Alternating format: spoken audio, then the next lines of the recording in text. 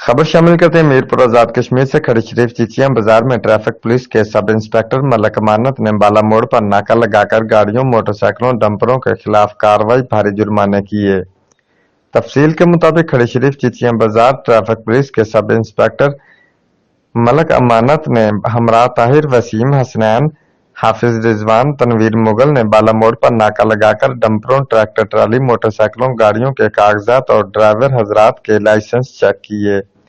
कागजात और लाइसेंस न होने से भारी जुर्माने किए गए। सिफारिशों की लाइन लग गई, लेकिन सब इंस्पेक्टर ने कानून पर अमल दरामद करते हुए किसी की ना सुनी और नकद जुर्माने और साथ आइंदा कागजात और लाइसेंस न होने वाली गाड़ियों को जब्त किया जाएगा।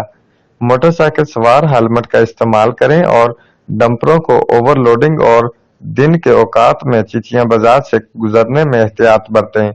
डंपरों की वजह से बाजार में ट्रैफिक जाम हो जाती है। खिलाफ वर्जी करने वालों के खिलाफ सख्त कानूनी कार्रवाई की जाएगी।